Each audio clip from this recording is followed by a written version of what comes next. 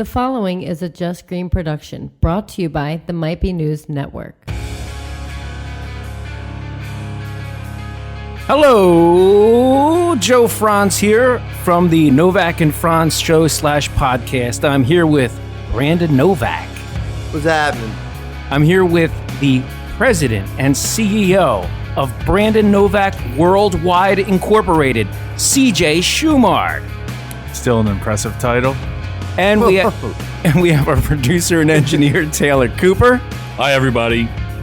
Okay. I was really waiting to see what CJ's response was going to be to that title today. I was like... It's to the point where he's getting proud of it. Yeah. Like before he was very embarrassed, you know? Yeah. He was like, oh, shucks, you guys. But Yeah. now he's like walking around like the man, dude. His chest pumped out when he just said whatever he said. Well, it's a better title to have these days. What was your former title? No, when he was getting high and everything else. What was your title? Whatever you decided to call it, since you change it up all the time. And then whenever my name came out of his mouth, they were like, just like, fuck, here we go. Fuck. I think it just means it's easier to be the president of Brandon Novak Worldwide these days. Yes. Right? Oh, okay. I see what you mean. It's easier to deal with a clean and sober Novak. Oh, 100%. Okay. Well, that I agree with. Well, thanks God. Thank God Franz agrees, boys. Smooth sailing from here. Well, guys, we got to get serious here because we're about to tackle a very, very important topic, ladies and gentlemen. We're here to talk about STDs. Now, this is very scary to some people, but we're here to educate the listeners and also educate Novak because he doesn't practice safe sex. You're like overly excited about the topic this week. Well, I did a lot of research. More so than any other topic we've ever covered. It's true. Why? Well, okay. Well, let me ask And you a you're question. single, so it's fucking weird. I know. Why are you so strung out on this STD thing? I don't even have sex. I don't know why I know. care. Well, okay. Because there's a common misconception, I believe, about sex. I mean, it's said that sex is the most healthy human bodily function there is. It's an expression of love. Who says that? And intimacy. Everybody says it. Joe Franz says Ask it. a millennial. I've never. Millennials, what the fuck do they know? Exactly. That's half our audience. We take it. Retraction. I don't. Fuck that. Well, they say, look, sex is good for your heart. Who's they though? The Joe Franz. come on. Let me just finish the intro for God's sake. I can't even get this out. Okay. It matters. Okay. Well, okay. It's inarguable that sex increases your estrogen and testosterone levels, right? Okay. They say a good sex life equals a healthy, well-balanced life. I agree with that. I disagree. And here's why. I spent a week doing research. You don't even fuck. You wouldn't even know. You have no girlfriend. You don't have to have sex to know. Or do you? You just said a healthy sex life leads to a... A healthy sex life equals a well-balanced life. Yes. Look at me. Do I look like I lead a well-balanced life? Because to you don't fuck. Exactly. Look what he's wearing That's today. how I know. Yeah. You disagreed, you told me. No, I disagree with you. Oh. On whatever you say. You don't even remember what that was, so I got off the hook. Okay, so no, look, I got the statistics. You want facts? I got facts from the American Sexual Health Association, the Centers for Disease Control and Prevention, and Planned Parenthood. Okay? They don't sound like experts to me. Credible sources. Okay. How CJ's supposed Well, to listen, disagree? I was shocked Okay. by what I found. I really was. I'm not kidding. That's why I'm so excited to share Okay. this information. Okay, so I can test that there are many, many adverse effects of sexual behavior, and it's a fallacy that sex is a healthy bodily function. So let's start with the basic stats of STDs, or commonly also referred to as STIs, sexually transmitted infections. Okay, this is in America, Right. which Europe demographic is very similar. So you Europeans, listen up, and our fellow Canadians. 1 in 2 sexually active persons will contract an STD by the age of 25. Okay. That's pretty scary. 1 and 2. Yes. So nearly 20 million new STDs occur every year in the United States of America. Half of those are from young people from 15 to 24. God. And, you know, I mean, Novak, when did you lose your virginity? At 16. But, you know, as you're reading these disclaimers, if you will, Yeah. you know, I hear him over there say, wow, good God. And to me, it's like, who gives a shit? Only because, you know, I fucking shot up with AIDS heroin needles. Mm-hmm. I had hepatitis for years. I've did everything you're not supposed to do to where an STD was like hitting the lotto as opposed to getting AIDS. Oh, I see. For the way that I carried or conducted business, if you will. Well, you would go and sell your blood. Yeah. Tell us about that. So because they do try, at least, you know, it's about harm reduction. And when I was getting high, there was this facility in Baltimore, right off of Eager Street, East Baltimore, that they would pay you if you would give blood to them, right? And you'd have to go 3 times. I'm sorry, for a blood bank or or just so junkies knew what kind of diseases they had? Yes. So they would pay. No, I'm sorry. It was twice. You would go there once. They would pay you. They'd write you a check for $25 to take your blood. Then you would go back and they would give you a check for $40 to give you the results. And you had to open the results in front of them and receive it? They verbally gave them to you. And if you notice, they gave you more to come back and get the results. Yes. You know, because for me, I did not want to know the results. I really didn't want to know. Because you're as sharing needles and cookers. And in the new book that will be coming out, we talk about me shooting up with a AIDS infected needle that I had found in a shooting gallery of an abandoned house that was littered with needles, used needles on the floor. So I thought for sure that I had AIDS, like pretty goddamn sure. Well, so what would go through your mind when you went and sold your blood? Would you come back and get the $40 for the check? No, when I went only on the premonition of giving the blood. Right, my mind was like, "Oh fuck it, I'll just go get the 25 now. I'm not going back for the results. Right, I will not go back." So my plans were not to go back. But then I woke up one day, ill as a research monkey, sick as could be, dire straits of withdrawal, and I knew that I had $45 waiting for me. All I had to do was just go down and do the unthinkable, which was hear my results. Which is 4 bags of dope. Yeah, Would you- immediate. Health to be returned upon $45. You know what I mean? Like, what did you do? I did what I had to do, which was go get the results. So when he gave me the results, I said, look, is there any way you could, if I do have AIDS, you could just not read it to me? Can you just not tell me? Like, because I pretty much had accepted the fact that I had it. I really, really did. And then he gets the paperwork, and they do not give you the check until after they read it to you. So there's no way I can get the check and just fucking bound, do the old Irish goodbye. You know what I mean? Like I had to stick this one out, and I'm like trying to do everything I can to get him to give me some kind of wiggle room. And he's like, "Well, look, here we go. I'm gonna give you the good news first. You don't have AIDS." He's like, "But the bad news, you have hepatitis." I'm like, fuck yes. Wow. So now, coming back to the point at hand of how I started this conversation, STDs of like a fucking syphilis, gonorrhea, hemorrhoids, hernia. Pales in I'm like, comparison. dude, sign me up. Yeah, that was then, not now. Right, You know right. what I mean? But I'm just so conditioned to going there. It's not shocking for a That guy like yeah, it's like the equivalent to a headache. Take a fucking aspirin, you'll get better. Herpes, that's nothing. Yeah, That's a and mere headache. It's not like it was. Like I don't look at it that way now. I do see the severity in it, but it doesn't hit me the same way it hits you. Well, let's see if it hit this caller, because looks like we have someone calling in here.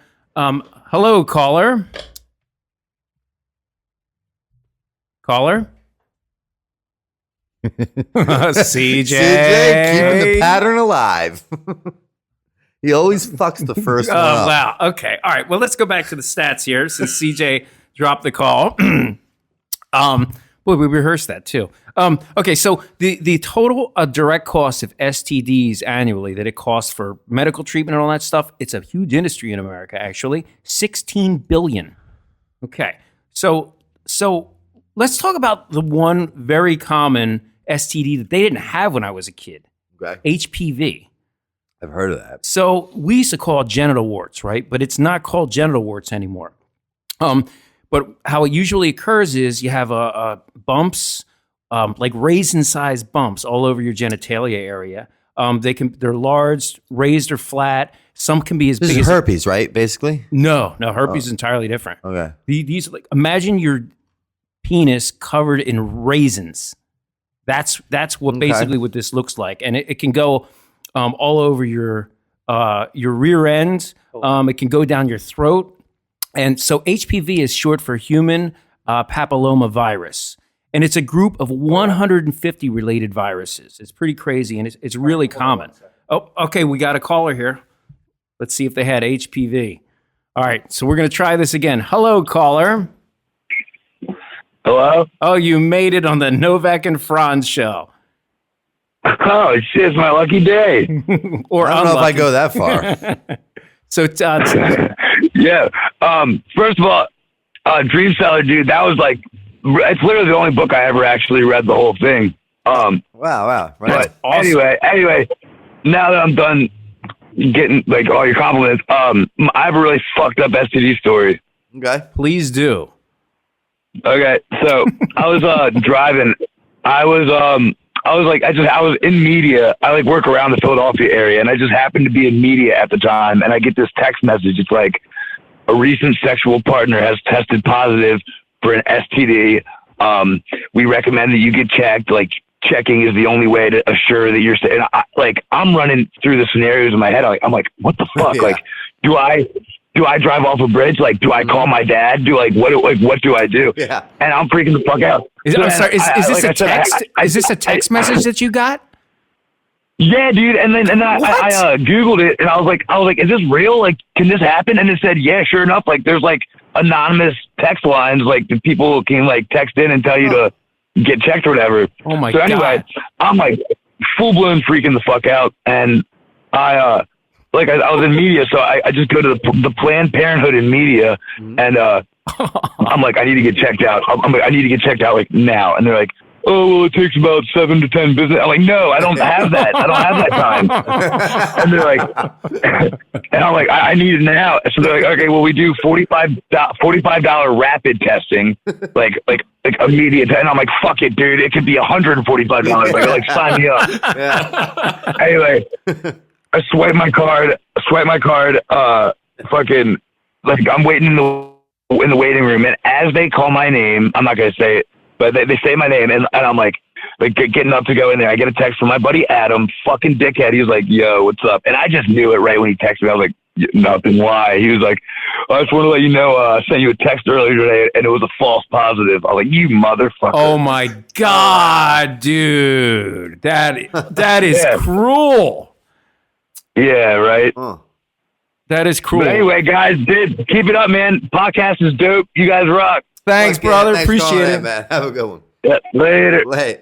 You know, Brandon, when we made the movie Ming Hags, me and Joe Chiodo did that to one of the guys in the crew. He had sex with his girl, and she was from Brazil, and he called us to brag that he had sex with her. And we were like, "Well, aren't you scared that you got her pregnant?" And he said, "No, that's impossible. The way that they had sex." And I said, "Well, why did you have sex that way?" And he said, "Because we didn't have a condom." And so we were like, dude, that girl's from Brazil, the AIDS capital of the world. Chiodo's the easy mark. Right, You can make him believe anything. Well, no. Chiodo helped us play it on someone who we won't mention. Oh, okay. So Missy, Bam's wife at the time, had a phone that she hadn't hooked up.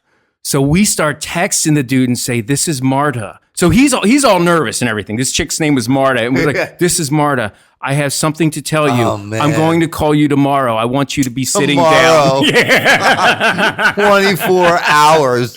So he starts he starts convulsive. He starts going into convulsions. Rightfully and, so. And texting, what do you have? What do you have? I need to know. And I was like, dude, this is too mean. We got to let him know. Yeah. And we got him drunk for free for about a week. Did you let him know like then and there? Yeah, we let him know then and there. Oh, wow. We let him sweat for about 15 minutes, and I was like, dude, he's going to have a heart attack, man. What do you have? We're gonna kill our producer. That's great. Looks like we got another caller here. Hello, caller. What's up, guys? How you doing? Good, brother. How are you? Pretty good. So I have plenty of STD stories, but Plenty. Let me start your yeah. So I can go with the first one. When I was 17, the first night I tried cocaine, this chick took me over the bridge to this ghetto area, to this ghetto housing, and she gave this crackhead a fucking crack rock to suck me off, and then I ended up fucking her with no condom. This is your first night doing cocaine?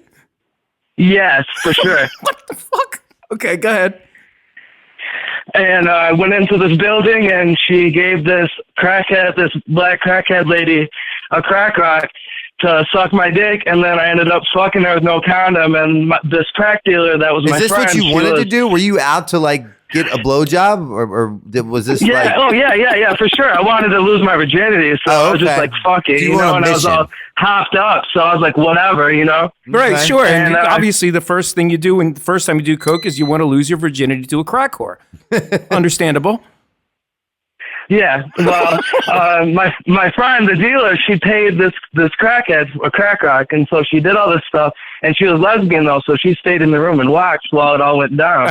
And so, yeah, that was kind of awkward a little bit, you know, when I was like No pumping this condom, crackhead correct? to turn around and look and see this chick feeling herself, you know. No condom. No condom, yeah, that's right. No Okay. condom. Straight raw dog. And that fucking haunted me for like 8 years until I finally like nutted up to go get a blood test, you know? 8 years. Oh, no. And what did the test come back with? Oh, negative, for sure. I lucked out. I was praying for it, and I was just like, it gave me anxiety for like a long time. You don't A say. long time. I was, and yeah, you know, I mean, I got gonorrhea before too. How'd you get that? Just this chick that I was fucking, like all my buddies were fucking her too. Yeah. At the same It time? Didn't. No. Well, yeah, not at the same time, at the same moment, but like within the same like time frame, you know, How long was the time frame? like a week. Okay. Sounds like an interesting girl. Yeah, and I had to go to the clinic because it burned when I peed, and I had to go fucking get checked out and get medicine and shit, and yeah, it was just not good. What was your fear level? So once it starts to burn when you pee, did you get any discharge or anything like that? Yeah, a little bit. What was your fear level on the scale of 1 to 10? Not like a 2 or a 3. Nothing compared to, you know, raw dog and a crack whore, you know. I thought I had AIDS for a long time because Wow. I couldn't gain weight either. I was skinny as fuck. And yeah. Well, were you still doing tons of blow? No. I wasn't even doing tons of blow. Like, that was my first night of doing cocaine, you know. I didn't really, like, get into it. You know, I'm sober now, like 7 years. So, Oh wow! but Congrats. yeah, for sure. And that's what I was just like, yeah, it was just a crazy night, you know? I do know. I Yeah, do know. Maybe the reason that you had that experience was God's way of dissuading you from ever doing cocaine again. Yeah, I could see that for sure. Honestly, I could. Yeah, I agree. All right, man. Well, thanks for calling Yeah, in with thank that, you so- that was great. Back rock horror story. Oh, yeah, for sure. Thank you, guys. Right on. Cheers. All right, later. Wow, gonorrhea. So is that what he said? He had gonorrhea. Yeah. See, gonorrhea can be tricky because you or your partner may never show a symptom. Some of the symptoms are so slight that you won't even notice them. Some people feel pain and burning when they pee. Abnormal discharge from the vagina that will be yellowish or bloody. A woman will pee in between periods. Oh, here's something very interesting pulled from the Planned Parenthood website. It says people with penises are more likely to have symptoms if they have gonorrhea. So the reason they phrase, so rather than say men, they'll say people with penises because Transgender, the whole deal. yes, Which Trump's trying to do away with. oh, is he? Yeah, he wants to. You're defined by the body parts that you have when you were born. Medically, I could see why they would do that because for statistical purpose, they have to classify male and female. However, all my friends in the transgender community, Yeah. you have all my support. Absolutely. Keep partying. So that's one of the scary things about gonorrhea is that you can have it and never even know it. In 2015, nearly 400,000 cases were reported, and that's just what was reported. It can also lead to pelvic inflammatory disease. 1 in 8 women will have who experience gonorrhea will have trouble getting pregnant. Yeah, that's frightening. Syphilis is one you don't hear about that much anymore. But did you know back in the day, until they came up with the vaccine in the 40s, far more many people died of syphilis than did of AIDS at its height. I feel like in the 40s, they were just dying regardless because they had no like medical fucking stuff. You know what I mean? Well, there weren't a lot of vaccines were new back then. Syphilis is crazy because it can actually lead to the slow deterioration of your entire body. It starts with genital ulcers. You get a fever. Get sick in the 40s, you're just fucked. Yeah. Yeah. Well, it actually, the sores on your body become so big that they would have prosthetic noses and stuff for people because their noses would actually fall off. And to this day, syphilis, although we have a vaccine, it affects 700,000 people in the United States every year. 1.6 million pregnancies a year are terminated because of syphilis. In 2015, it cost over 100,000 deaths in America. Back before they had the vaccine, we had a population of 133 million people in the United States, and there were 600,000 cases between 1941 and 1943. 600,000 cases where we have a population of 133 million. That's pretty crazy. That's nuts. Yeah. And that's all for syphilis, you said? Yeah. That's just syphilis alone. It was far worse than AIDS ever was. It's interesting. Oh, is that a call? Okay, looks like we got another caller here. Okay. When we come back, I'll tell you about the Tuskegee studies. Hold on 1 second. So, hello. See him look at you like, fuck you, I got it. Hello, caller. Yeah, what's going on? Not too much, brother. Yep.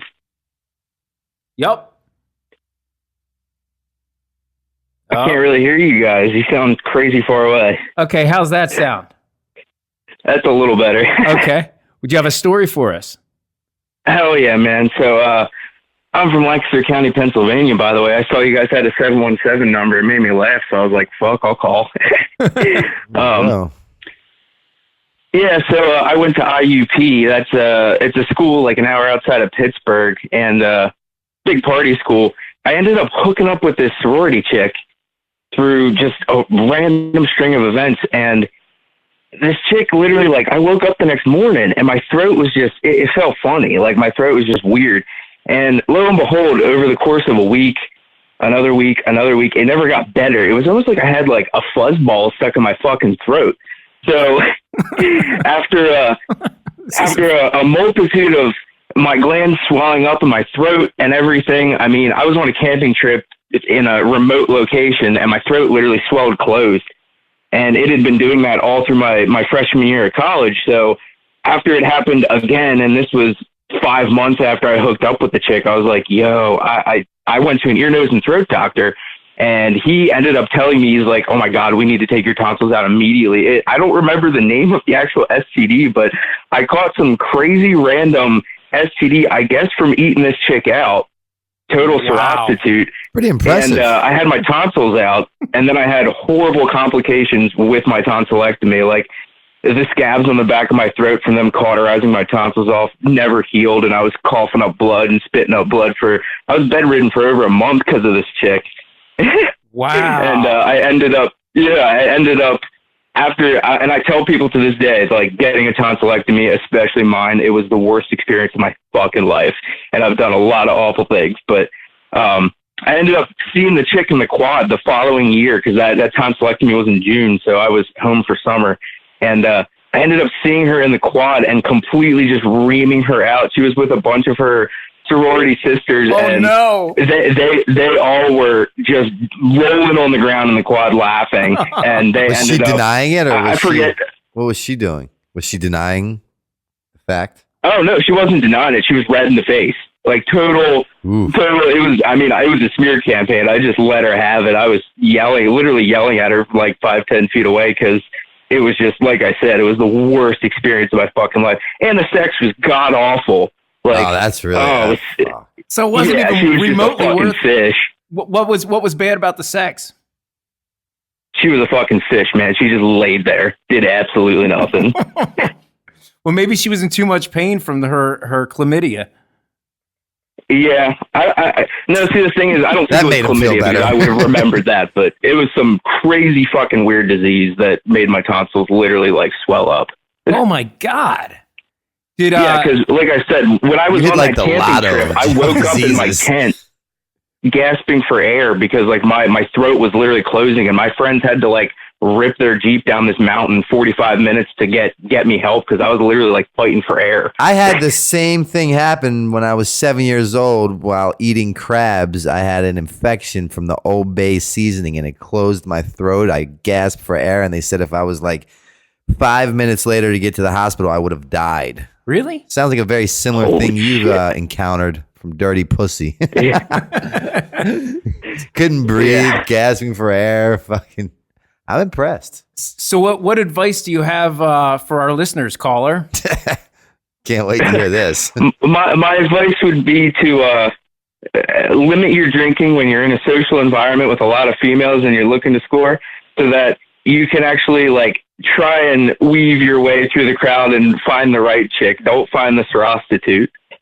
Well, I was already 3 sheets to the wind and just plucked this random girl, literally like didn't, you know. So it let's was just bad. say you weren't, as you say, 3 sheets to the wind, and you were fairly sober. Would you have looked at the very same woman who gave you this rare STD and said, "Nope, not her. She has an STD"? Probably not. No, she was good looking. So But that's the thing. STDs don't have fucking faces or particular looks. There's really no way to like weed out, bob and weave. Like, you know, I have a friend who has HIV, and you look at him, Yeah. you would never, ever in a million years guess it, you know, and it's a Oh, pretty scary absolutely. thing. So that just made me think, you know, and fuck, I Oh, think yeah, hot man. people have a lot of STDs because they fuck a lot. oh yeah, absolutely. Yeah, you know what? I never thought about it that way. Yeah. Wow. Well, you know, they say that for AIDS for example, a woman is twice as likely to have it as a man. So I remember when I went for my first test, the nurse scared the hell out of me because I said, "Well, I'm less likely to have it." She says, "No, honey, you're twice as likely to get it because women are twice as likely to have it." So I was like, "What? So I should have sex with men?" She says, "No, then you're even more likely to get it." I was like, "Well, which is it?" Yeah. Either Damn way, if you do, either way, I'm damn a if you loser. don't. Yeah. Well, thank you very much, caller. We really appreciate you calling in and sharing your sordid tale. Yeah. Thanks, man. Absolutely. Dude, I just got back from Greece and I went to the Holy Mountain, which is called Mount Atheo, and it's all these different monasteries, and all that live on these all that lives on this island in these monasteries are monks. No women live on this island. They are not allowed. If you go, you could possibly face 2 years of imprisonment. Like, women are not allowed on this mountain. Mm-hmm. And I talked to the monks and I said, how do you do it? Like, how do you not fuck? How do you not want to fuck? Like, how do you not? And they're like, the power of prayer. They like do this whole thing and turn it over to their higher power, which I guess they choose to call God. And the desire has been lifted, removed. And then they said that like they wouldn't even work if they did try to have sex. Mm-hmm. Which I didn't understand. Like, that's a whole other level that I'm just not at, but I believe it.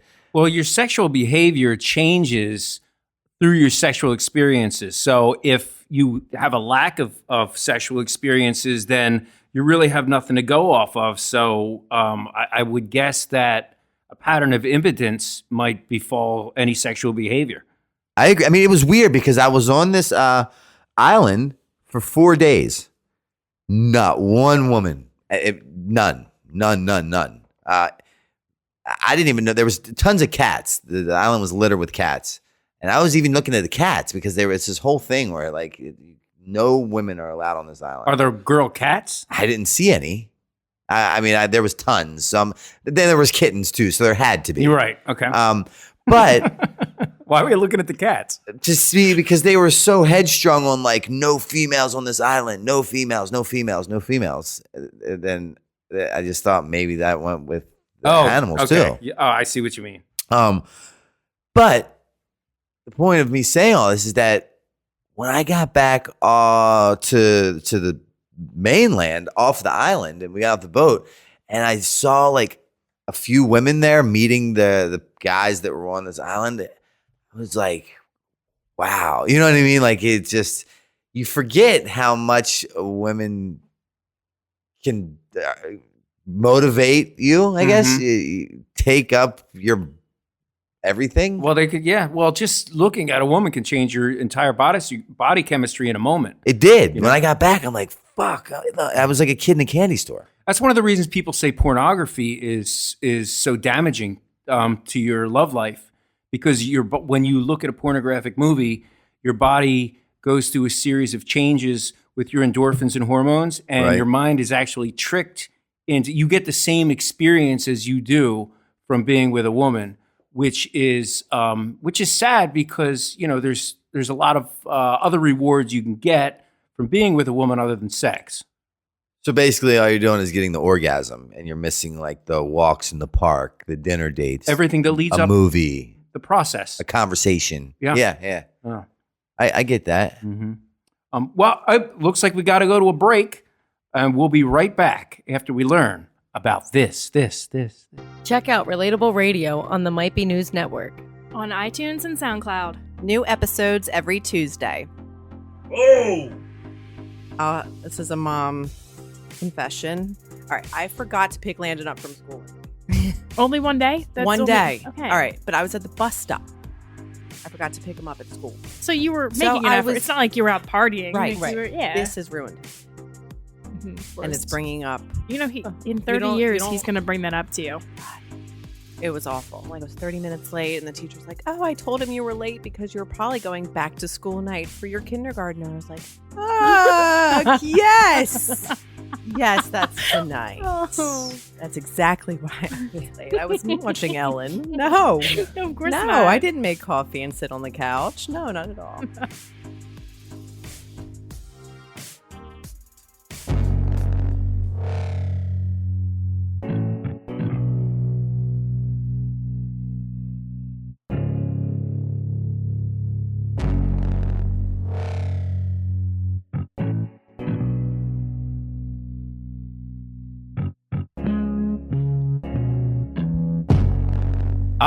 That was music to my ears. Well, we're back here with the Novak and Frantz podcast, and a lot of people don't understand what the race actually has a lot to do with what kind of STDs you might get.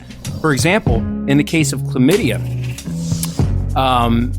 So if you look at STDs by race, so if you're black, for 100,000 people, 1,500 black people will get chlamydia sometime in their life. 800 American Indian or Native Americans, 600 Hispanic per 100,000, and 200 whites per 100,000. So I think that's pretty interesting. I guess the reasons for that are many. I would imagine that the conditions that lead to unprotected sex are socioeconomic. Yeah, I agree with that. Yeah. But chlamydia in itself is very interesting because I always thought it was just something that women get and men just carry around. It's actually extremely damaging. 1.4 million chlamydia cases are reported every year. And 1 out of 15 sexually active teenage girls from 14 to 19 has a chlamydia infection. 1 out of 15 sexually active girls from 14 to 19 has chlamydia right now.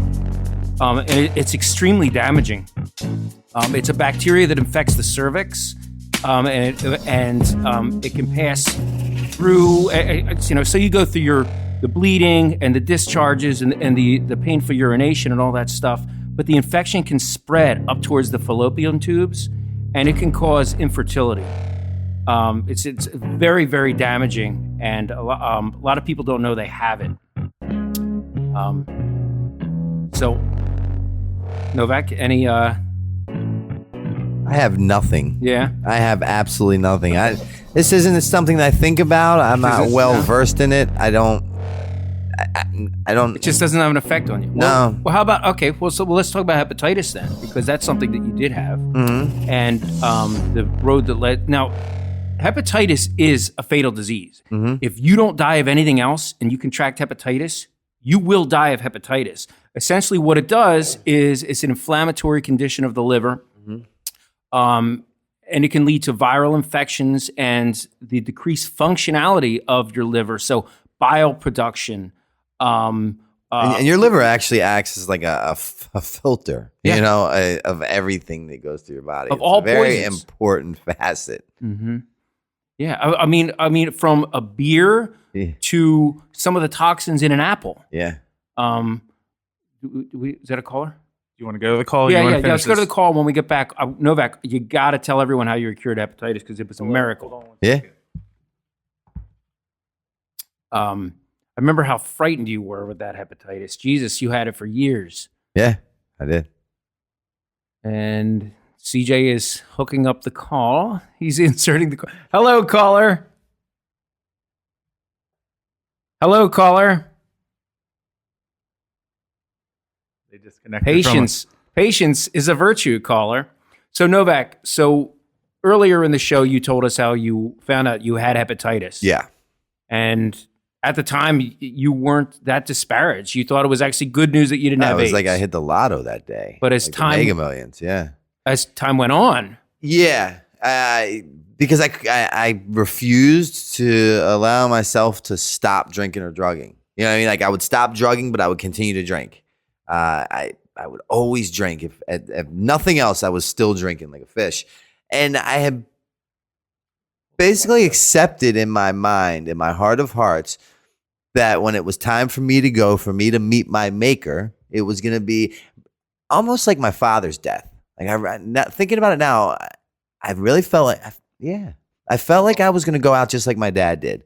And how my dad went out was a very slow, lonely, painful death in a hospital bed by himself with no one there. And they called me to say, is it okay if we do not resuscitate? Right? Like, and I didn't give a shit. So I basically felt like the tables were going to turn and I was going to be my father. I was going to end up in a hospital bed with liver failure, hepatitis, the whole deal with the liver, just giving out, cirrhosis of the liver, and just be a long, slow, agonist, painful death. And that's how it was going to be. Because you were at the lowest point in your addiction at the time, between heroin, pills, just about everything else, and your lifestyle was so unhealthy. Yeah. You were to the point when you were very angry with everyone. You couldn't. Just like my father. Yeah. Think about it. Mm-hmm. That was what my father was, and that's kind of what I was setting myself up for. And I was very happy-go-lucky for the most part, but in the back of my mind, and I built this like big, deep, thick wall up to where denial was like reality for me. I just really chose to not accept that this was going to be the reality, but it was that when it happened, that's how it was going to be. And you got cured. So let's go to the caller, and then we'll come back with how Brandon Novak got cured of hepatitis, which is a miracle. Hello, caller. Hey, what's going on, guys? What's happening? Good, buddy. What's your story? All right, my story was that it was like a while back ago. My mom's friend that passed away, I had a dream that she was actually getting taken away, and I found out like 2 days ago that she passed away. Uh-huh. And I was like, okay, now that's what it is. It's like premonition that things that could happen, yes. Okay, and does anyone in this story get an STD? No. Okay, that's cool. Well, it was like basically it was like the whole thing shook me to the bone. I was like, okay. I thought he was going to to say he fucked his mother's dead friend and walked away with STD. No, of course not. No. Okay. Well, keep on keeping on. Yeah, thanks, brother. God bless you. Cheers. What was that? I thought you leave me confused after a conversation, Franz. Someone didn't read the topic. Or watch the video, apparently. So call now. Oh, yeah. That was good. He wants the concert tickets, too. I can't wait to tell these guys this. Sorry for your loss and all that. It's terrible. It made him think, he said. Yeah, well, hey. Shook him to the bone. So, Brandon, so how did you end up getting cured of hepatitis? So one time I don't know how I ended up going to the hospital, but I ended up going to the hospital and a liver specialist, right? And I had got out of rehab and I had stopped shooting heroin and cocaine and pills and all that, but I was just drinking wine. So in my mind, I was doing better, right? And I was living healthier, making a conscious effort to, at least in my mind. So I decided while on this newfound health kick, although I was still drinking like a fish, I was going to go and have my liver checked out because I knew it had been some time since I had my levels checked and I wanted to see where that was. So when I went, there was this nurse that came out, like the chick that always helps the doctor, like the doctor's helper. The assistant or the fellow? Yeah, like he says, okay, we need to give him 90, whatever. She writes the scripts, he signs them, like. Right. Yeah, she follows him around, that deal.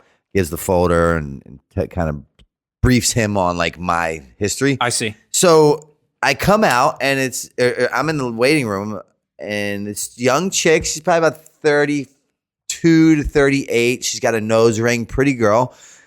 She's like, hey, I read your book. It was one of the best books I ever read in my life.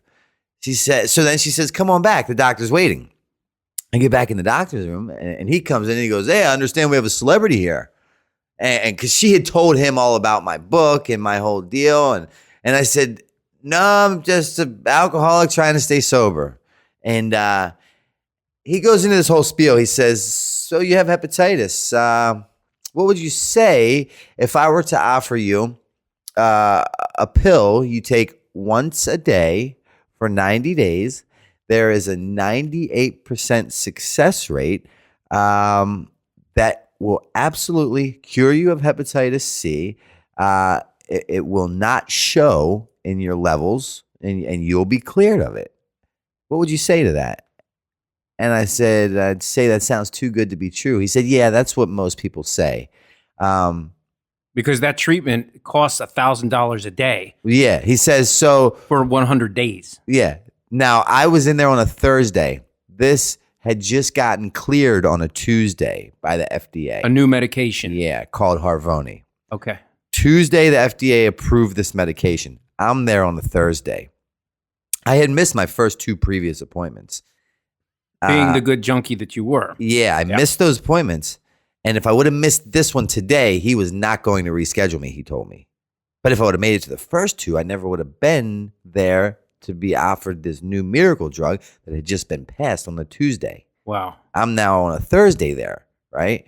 And he says, well, here's the hiccup. FDA just approved it Tuesday. Today's Thursday. Insurance companies don't know what to do with this, and Congress is up in arms. You're sober. My assistant, has read your book. She says it's one of the best books she's ever read in her life. We understand that you're somewhat of a public figure. So what would you say if I asked you to be the face of this medication? And oddly enough, I didn't want to do it because at the time I was so consumed by my addiction that I was keeping everything so secret that I did not want to be the face of a hepatitis carrying person because I didn't see a way out. You know what I mean? I thought that like this was me for the rest of my life. There was no overcoming this obstacle Of your addiction. Yes. So I didn't want to do. And then a lot of people in my life, I'm not going to say their names, but a few people in my life that I really cared about did not, and I argued with these people. They did not want me to go on TV and do interviews for this medication. Well, because publicly they were associated with you at the time. You know, Yes. we were doing the Radio Bam show for Sirius XM, and in the films we were making at the time, they were seen with you. Mm-hmm. So they would have been implicated as someone who's having a sexual relationship with a victim of hepatitis. Yeah. And but now on the flip side, I wanted this medication because it was a 98% success rate, right? Mm-hmm. So in my mind, if I'm not the poster boy for this new medication, this groundbreaking medication, the doctor's not going to be too eager to get this passed for me. Right. $100,000 medication that will save your It's life. $1,000 a pill, 90 pills. This isn't the kind of medication where they write you a script, you go down to the CVS and you pick it up. They FedEx you 3 packages, 30 pills per package, and you have to sign for them, right? Like you just can't go pick them up from the pharmacy. And They're not available. No, they're personally delivered to you. You sign for them, and you only get them in 30 pills of 30. Mm-hmm. So I said, I'd love to do this, right? What do we do? What do we do? He said, okay, go downstairs, have your blood work done. I know from my mother working in the hospital that when you want to get something like this passed, it's all about how the doctor writes the request to have the script approved for the potential client. So I went, I had the blood work. And like 2 weeks later, I was on tour with Bam, Fuckface Unstoppable. And I remember we were in San Francisco. Bam's band, Fuckface Unstoppable. Yeah. So now you're in a tour bus. Oh, I'm back to partying like crazy. You're touring the United States. The doctor said to me, he said, I had him sold hook, line, and sinker that I was completely sober, right? Because he's a big fan of the book. Well, he's not a fan. His assistant's a humongous fan. There was always a facade of, I'm sober now. I'm the face of sobriety. And now he wants to be the face of this medication. So I got to keep this dream going that I'm the poster boy. Yes. For recovery, your medication that cures hepatitis, blah, blah, blah. So he goes into telling me about the story about the medication that you are not even to take an aspirin. You cannot take anything for these 90 days while you're taking this pill. Nothing. Mm-hmm. Not a vitamin, nothing. This pill, and that is it. For the first 30 days, I'm drinking wine like it's water while taking the pill. For the remaining 60 days, I'm shooting tons of heroin, cocaine, and drinking the wine. Right? So I'm doing everything that dictates it should not work. Everything you're doing is exactly what you want to do if you want to interfere with the cure. Yes. That will save your life. Exactly. Mm-hmm. So I'm in San Francisco. I get a phone call from the doctor. He said, Mr. Novak, I want to let you know you've been approved for the medication. So I'm like, all right, here we go. But now I'm on tour. I'm drinking loads of wine, sniffing tons of cocaine, Xanax, heroin when I can get it. It's hard to do when I'm around Bam and all those guys. Long story short, I come back. I continue to take the pill religiously because I knew that this was like the only shot I was ever going to have to rid myself of the realization that I've come to accept that my death will be just like my dad's in a lonely hospital room by myself, regretting every decision I had made, saying, why didn't I do it different? This was it. And I was still fucking it up, but well, who knows? So long story short, I do the 90 pills, 90 days. Then I go to treatment a few months after. And I'm in treatment, and they asked me something, and I said, yeah, I just did the Harvoni medication. And they said, well, we need to take you to Quest Diagnostics, which is the lab place to do your blood work. And we're going to draw your blood and see it, and your doctors will send the results to your doctors, and we'll see where the levels are, and we'll see if it's visible. So I'm like in my mind again, I've accepted that it's still going to be there. I mean, I was shooting tons of heroin and cocaine, drinking wine, everything I wasn't supposed to do, I was doing in abundance. And I'm sitting in detox. I'll never forget it. We're out front of Today Incorporated. We're having a circle, and there's these outside speakers. It was around 7:30 at night. They have a bonfire in the middle, and I'm sick. I got all these blankets on me. It's in the middle of the summer, but I'm withdrawing. And all of a sudden they say, Mr. Novak, you have a phone call. I go in and say, it's your doctor.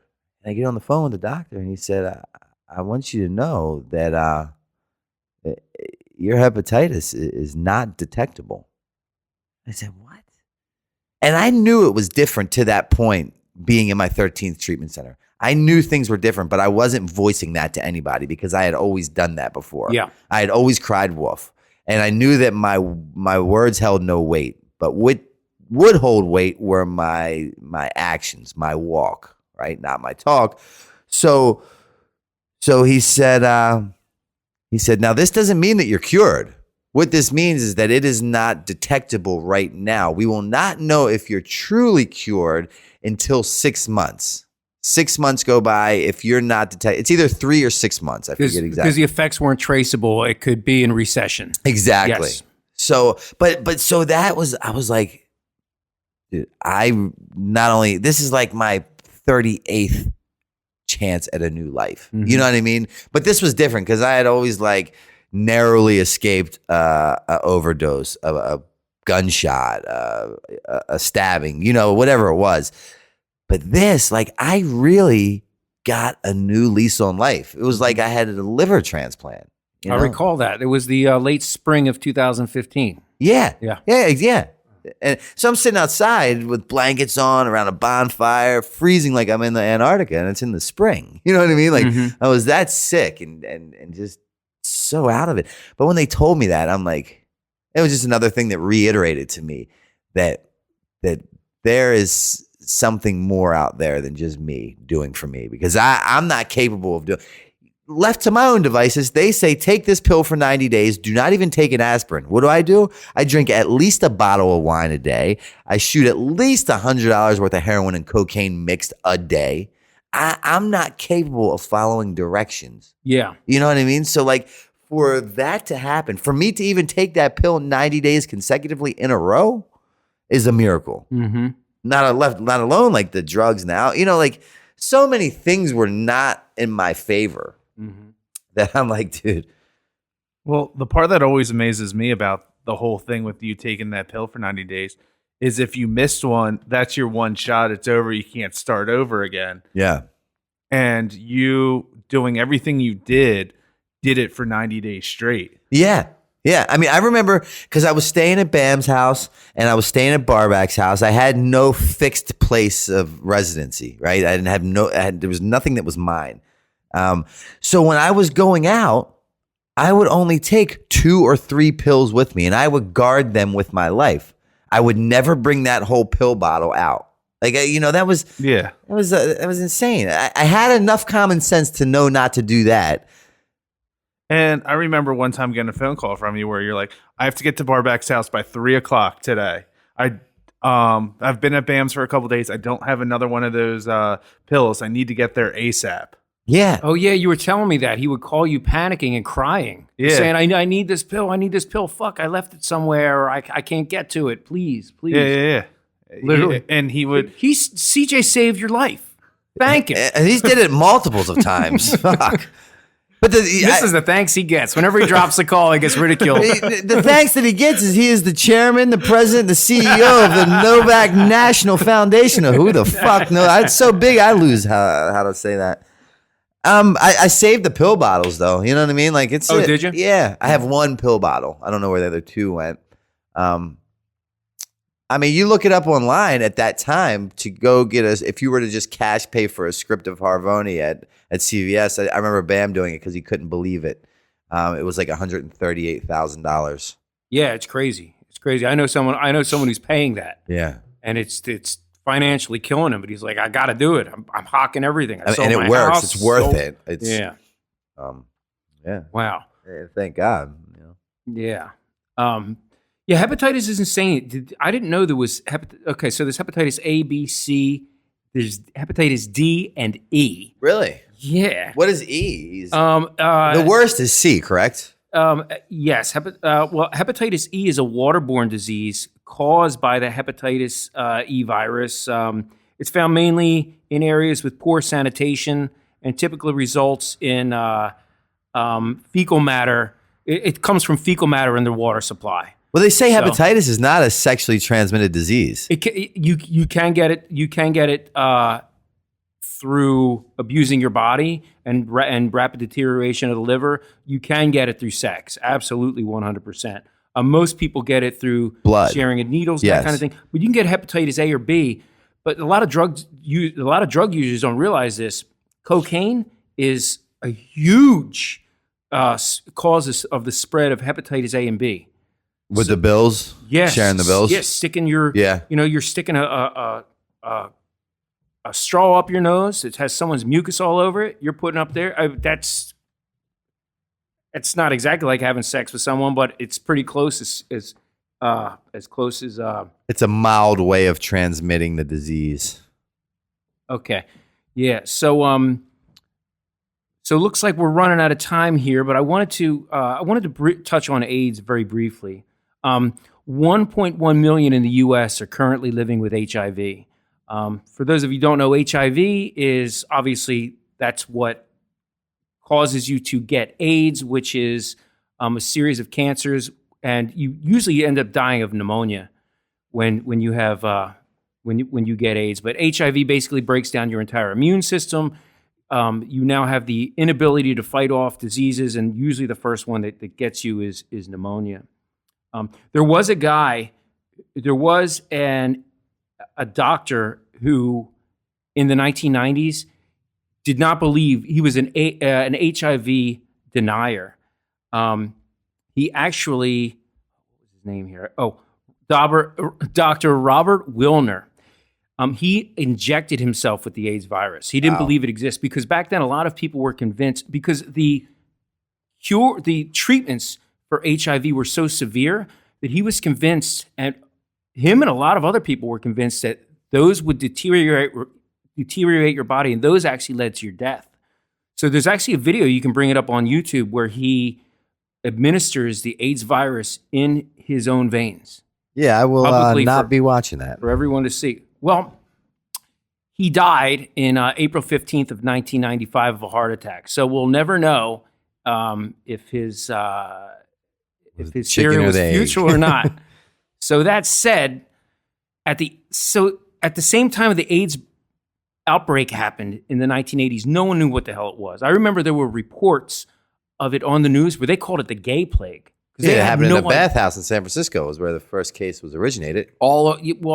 Actually, they found. I have a whole history of the AIDS thing, but you're not going to do that in 5 minutes. You're down to like 2 right now. But Franz. It's very interesting. Okay, so then we're going to go to at the same time they had what was called the AIDS diet plan, and it was spelled AYDS, and people will come up. Wow, you lost so much weight. How'd you do it? AIDS. And so, unfortunately, this was a great dietary product. A lot of people lost weight, but because it was called AIDS, it had to go. Unfortunately, they went bankrupt. But we're going to listen to the AIDS diet. I'm trying to hook it up while I'm talking. The AIDS diet plan commercial from 1980. Here we go, ladies and gentlemen. The AIDS diet plan helped me get back into a size 6. AIDS helps control your appetite so you lose weight, yet AIDS lets you taste, chew, and enjoy. And the appetite suppressant in AIDS is not a stimulant. AIDS helped me lose the weight and has nothing in it that could make me nervous. Question, why take diet pills when you can enjoy AIDS? AIDS helps you lose weight safely and effectively. Use only as directed. And here's one more. I've tried fad diets, powders, pills. Still my weight's been up and down like a yo-yo until the AIDS plan taught me how to take off weight and help keep it off. AIDS may taste like a candy, but AIDS contains one of the most effective appetite suppressants you can buy, and there's no stimulant in AIDS that could make you nervous. With AIDS, I ate less, so the weight came off. To help keep it off when I sometimes want things loaded with calories, AIDS helps put me in control. Let the AIDS plan teach you how to take off weight and help keep it off. Try peanut butter AIDS. All right, so try peanut butter AIDS. Isn't that crazy? That was actually playing along with news reports about AIDS. So anyway, that's all the time we have. Brandon, what have you learned about STDs today? I learned that if you need help with drugs or alcohol, call me 610-635-9092 or BrandonNovak.com. All right. Well, thank you very much. And then if you'd like a signed copy of Dream Seller or our new, would you stop that? if you a signed copy of our graphic novel, The Brandon Novak Chronicles, or our book Dream Seller, go to BrandonNovak.com, ship internationally, or just go to Amazon.com if you already have an account. Thank you so much, and we'll see you next time.